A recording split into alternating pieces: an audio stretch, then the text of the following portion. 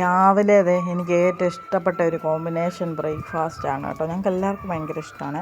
നല്ല വെള്ളപ്പുട്ടും വെള്ളക്കടലയും കൂടെ. മറ്റേ കടലയും ഇഷ്ടമാണ് എനിക്ക്, പക്ഷേ ഇതിൽ ഇച്ചിരി കൂടെ ഗ്യാസും കുറവുണ്ട്. നല്ല ടേസ്റ്റല്ലേ ഞാൻ കടലക്കറിക്ക്, അടിപൊളി.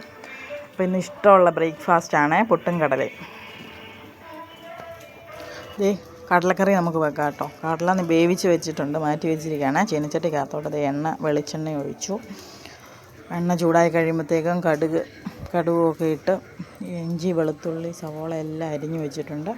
അവയെല്ലാം ഇതിനകത്തോട്ട് ചേർത്ത് വഴട്ടി ചെയ്യണം. അതിനു മുമ്പ് ഞാനൊരു സാധനം ഇട്ടു കേട്ടോ.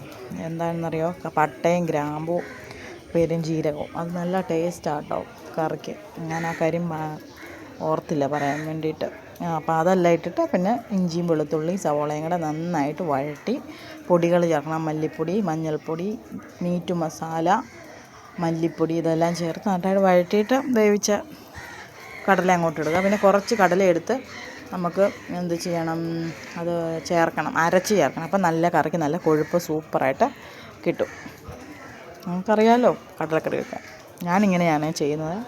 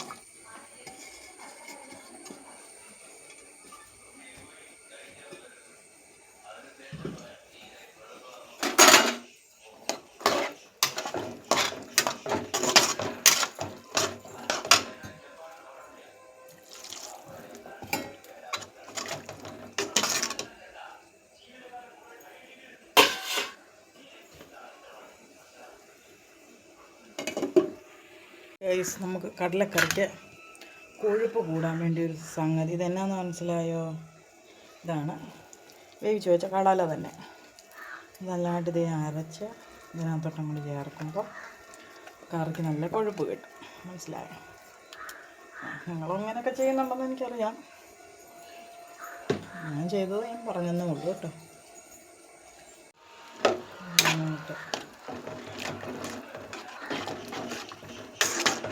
ഇതൊന്ന് നല്ലതായിട്ട് തിളക്കട്ടെ. തിളച്ച് കഴിയുമ്പോഴത്തേക്കും ഉപ്പൊക്കെ ഉണ്ടോ എന്ന് നോക്കിയിട്ട് ശകലം ഗരം മസാലയും കൂടെ ഇട്ട് നമുക്ക് കറി വാങ്ങാം. ഓക്കെ അങ്ങോട്ട് വെക്കട്ടെ.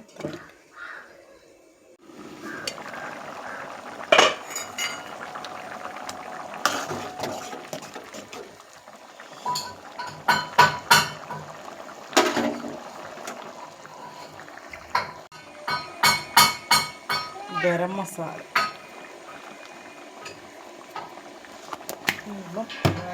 ലേശം ഉപ്പും കൂടെ വേണമെന്ന് തോന്നുന്നു. അത് സെറ്റായി കടലക്കറി.